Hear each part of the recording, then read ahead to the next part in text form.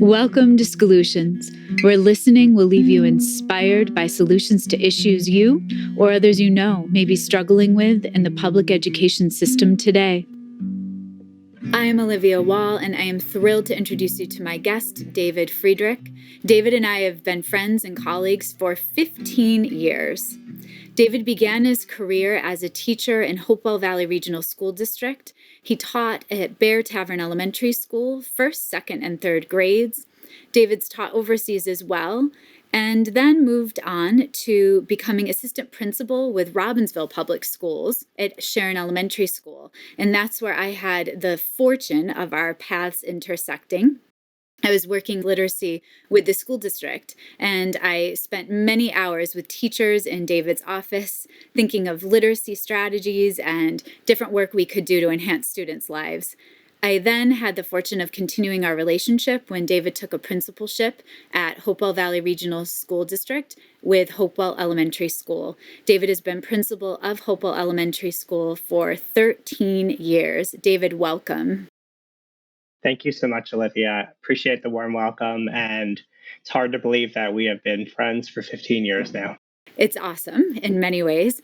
I love to ask guests about who has been an inspiring teacher for you in your path as an educator.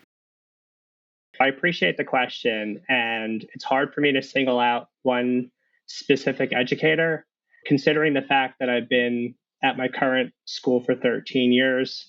I want to collectively identify and celebrate the staff with whom I have the pleasure of working each and every day, because I know no finer staff that's more committed, eager, and just 100% doing all that they possibly can to nurture, inspire, and educate kids. They're entirely collaborative, highly professional, and we remove any excuses from their vocabulary. It's a true honor and privilege to work with them, and I think they all need to be celebrated and recognized. I concur. I love your staff. And even though I haven't worked with the school district in a long time, I've kept in touch with many friends and colleagues, and we continue to have conversations around literacy work. Something that I wanted to highlight that is going on in your school and has been for quite a few years is the Hopewell Elementary School Vertical Farming Initiative. I work with many schools that food sustainability is an issue. Where are we getting the food? How are we teaching children about healthy options for eating? I would love to be able to have listeners learn about the Vertical Farming Initiative and also to highlight some of the awards that you've acquired over time. Would you first share what the Vertical Farming Initiative is for listeners, and then I'll get to give you some shout outs for awards you've won? Of course. The Vertical Farming Initiative came to Hopewell Elementary School in 2016. I was particularly proud of all that our school offered. We did everything we can to meet kids' social and emotional needs, provided a rigorous and differentiated academic experience. But when we talked about nurturing the whole child, I felt like we weren't succeeding when it came to food provided in the cafeteria. And certainly, it's no different than most public schools across our country. The Vertical Farming Initiative, thanks to Helen Corvaline, our STEM facilitator, who was recently recognized as one of the top science educators in the country by President Biden, helped to spearhead this initiative. We secured over $25,000 in grants. Wow. And we essentially built a customized vertical farm within one of our classrooms that was modeled off of the unique design at Princeton University. The only difference is that ours was between 2 and 3 times the size of theirs. Oh my goodness. So in a vertical farm, we were growing everything from various herbs, vegetables, and even different types of strawberries. And the goal really was to offer nutritious local ingredients and organic ingredients so that we can prepare delicious food for our kids in the cafeteria and get them excited about eating healthy. I know from working with Helen, she's an innovator. And it's rare when I am living professional development in a school district that a science teacher asks to sit in on her own accord. And Helen did time and time again and was making beautiful content connections to how the curriculum that she was steeping children in, which was already incredibly rich, could support reading, writing, math work that was happening in the classroom. So I'm glad she's getting the recognition she so deserves. For listeners, can you explain why it is called a vertical farming initiative? Why the term vertical? It's generally the design. It's built from bottom up.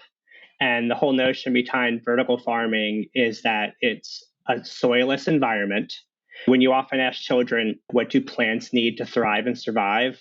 They talk about water and sunlight, nutrients, and soil. And in a vertical farming initiative, one of the main advantages is that through specific specialized lights and nutrients, you can increase the speed at which plants grow while using 95% less water than traditional gardening and farming. My goodness. So the implications are incredible. And how do the students have access to this classroom in your building? The beautiful thing about this is my passion happens to be nutritious food in the cafeteria. My colleague Helen came at it from a slightly different angle and thought this is a perfect opportunity to address next generation science standards and bring STEM education to life. Every single student from preschool through grade 5 is highly involved and hands on in this initiative. That's amazing. Helen's an expert in not adding anything extra to teachers' plates because that's the last thing they need, but taking a look at standards in our existing curriculum and developing projects that meet both. You received the award called the Top Tomato Award in 2016 for this work, and it's well deserved. Can you explain to folks what that Top Tomato Award usually entails? Certainly, I appreciated the recognition from the New Jersey Farm to School Network, as well as the New Jersey Department of Agriculture. They recognize 4 individuals or groups throughout the year that are committed to farm to school initiatives. My passion happened to be, once again, our farm to school program. We touched a little bit on vertical farming, but we also have 16 raised beds outdoors. And it's really important for children to experience both approaches to gardening and understand how one complements the other. I've heard you speak to this was going to impact your actual cafeteria. How in the world did you move from the students being involved in the classroom with the raised beds outside to getting that food prepared and cultivated into the actual cafeteria setting? I tried to come up with a multi year plan in order to draw attention to the cafeteria, which started off with relationships. So, nurtured a relationship with our wonderful PTO. We purchased round tables in 2014, which really drew attention to our cafeteria. The whole notion is that we're not having 16 kids at long tables anymore. We're having 8 children sitting in a more intimate setting. Because when you think about it, that's where lifelong friendships start. It's in the cafeteria through those casual, informal conversations. From there, I reached out to our superintendent and business administrator, requested a meeting with the president of our food provider. After some long, hard, candid conversations, our district finally agreed to pilot an organic program featuring nutritious local ingredients, all homemade at school. And that's how it started. We needed special permission from the Department of Agriculture in order to take advantage of local ingredients. I know there was some hesitation from our business administrator initially about the level of interest, but by the end of the first year, sales were 500 times what they expected to be. Oh my gosh. And so the children in the building have the option of selecting, and the cafeteria staff are using the ingredients from the gardens to prepare the food? Pre COVID, that's exactly what was happening. We started off with 1 meal a week, moved to 2 meals a week, and eventually moved to 3 organic meals a week, all of which included and featured vegetables and herbs from our garden. And where are you now with this? Unfortunately, because of COVID, we had to scale back tremendously. We are starting to jumpstart our 6 portable towers, and we hope to completely start anew with our vertical farm in September, actually more over the summer, so that when students return to school in September of 2022, we'll be good to go and ready to serve that food in our cafeteria. David, one of my favorite things to do with my fourth grader at home, as well as my ninth grader, It's to cook. It's to taste and experiment with all different ingredients and see what happens when you put them together. And I think of how math and science, how involved they are with cooking. I absolutely adored watching the videos you and Helen created in your school kitchen over the pandemic. It was a bright spot to catch those videos whenever I could. Would you please share with listeners how you continue to connect with your families, with your community, using cooking, using science and math? Absolutely. One of the lofty goals we had was for there to be an installation of a teaching kitchen. Let's just say that when it comes to the installation of these types of things in a public school, it's jumping through a lot of hoop and cutting through a lot of red tape. But fortunately, our superintendent at the time worked diligently with us to make it happen. As of the beginning of this year, we officially launched our and unveiled our teaching kitchen. What we did was we hosted virtual cooking classes for interested students and families to cook at home. We had a wonderful fifth grade teacher that did the videography, recording, and provided multiple angles. And we really focused on Thanksgiving sides so that children can help prepare the holiday meal with their families, all of which were vegetarian or vegan. Wow. Okay. I wanted to ask for clarification that the Top Chef enrichment classes, those are a separate piece of that kitchen can also support. One of my passions is obviously cooking and eating, not necessarily in that order. I looked all over to try to find chefs to bring into our school to host enrichment classes. Ultimately, couldn't find any, so decided to design a 6-week course that invited local chefs into our school to cook with children. Interest was so high among students that registration literally filled up within the first minute of it going online. Oh my gosh. So there is a real craving and yearning among students to cook. This wasn't like placing microwavable meals and reheating them. It was really about authentic cooking, knife techniques, and things of that nature. Students learned how to make homemade pastas. They hand rolled sushi with my favorite sushi chef in town. They made street tacos. It was a lot of fun. And it culminated with our group of students conceiving, preparing, and serving a lunch for our entire school population during the day. So that was pretty cool. That's pretty amazing. It's almost impossible to stop that beautiful community, that work that's happening at the doors of the cafeteria or at the doors of the school kitchen. How have you seen this impact the work that's happening in classrooms? How are children transferring that into even the literacy work, the reading, writing work? We're seeing teachers that are inspired by books that they're reading, coming up with meals and using our teaching kitchen and bringing students into there. It's one thing if Helen or I are facilitating those activities, but the real goal is for teachers to take ownership of that space. And we're already seeing it from teachers of literacy, teachers of mathematics, and really all disciplines across the board. What do you anticipate for the future? Are you doing another round of Top Chef? Where do you see this going? Another round of Top Chef is definitely in the works. We are really committed to expanding our outdoor spaces on our property. The virtual classes that we offered in the fall are going to finance our hammock forest.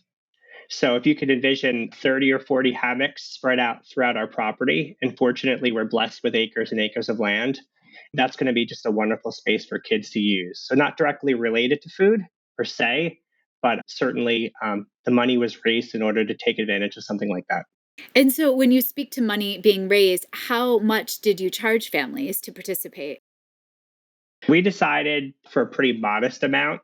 I want to say maybe like $30 for the 4 classes. And then they were responsible for purchasing ingredients. I think we realized that price point was a bit low considering what we offered. So for the next round of cooking classes, we had 2 other teachers that volunteered and they accepted donations depending on what families wish to contribute. And it raised significantly more. Got it. For us, the fundraising is secondary, but if you could do something worthwhile with it, it's an added bonus. Absolutely. And it's enhancing your beautiful campus as well. It absolutely is. We're just really excited about what we're doing indoors, but also outdoors as well. And we purchased through a grant a pizza oven last year. That's something that we're really looking forward to taking advantage of, like helping children grow and harvest veggies, do some flatbread pizzas and things like that. To wrap our conversation, I wanted to ask two questions around specific farm to school events that you have taken on, as well as the impacts within the surrounding community. How have you seen this have a bigger ripple effect? I can think of two events in particular. Prior to the pandemic, and this is something that we hope to bring back next year, we host a Farm to School Day every fall during National Farm to School Week. It's a day that we invited local chefs and farmers to offer tastings and demonstrations in and around our garden area. So that's a wonderful way to forge relationships with local chefs, local farmers, to help children understand the importance of supporting local and to expand their palates. Absolutely. That's one day that we really enjoy. And then we follow it in October. We partner with a magazine called Kiwi Magazine, which is the largest organic family friendly magazine in the country. And they host a Take Your Parent to Lunch Day. So one day in October, we bring our round tables outside in and around our garden area, cover them with paper tablecloths, harvest some beautiful flowers and centerpieces, and we unveil a new organic meal and invite students to enjoy lunch with their parents. And that's grown in popularity to a point where the last time we held it, nearly 100% of our parents were present. And the feedback we get just really, really warms your heart. You mentioned having chefs from the surrounding community come in. Any other beautiful results of this work within the community that you've heard? I would say not directly, but certainly related. Through one of the relationships we forged with one of the local chefs, we actually held a fundraiser a couple of years ago for a child that was diagnosed with a medical condition. And a handful of teachers and I went over to that restaurant and we served as guest servers for the night. And all the donations that we received through tips went to that family directly. When you talk about like living in a small town that's close knit, it truly is all about relationships and supporting one another.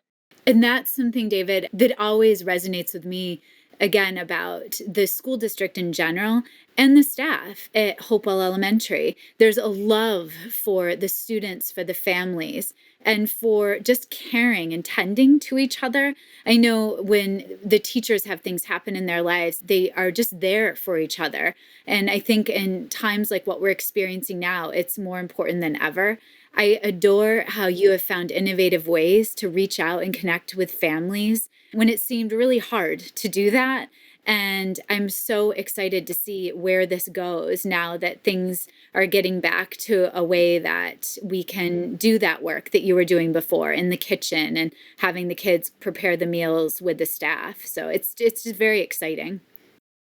Thank you. Well, I appreciate you taking the time to shed some light on what our teachers are doing in terms of innovation. And I do want to conclude by saying that none of this is possible without a staff like we have at Hopewell Elementary School that is truly committed to supporting one another, that continues to take the high road, that even during a pandemic, always look at the glass half full.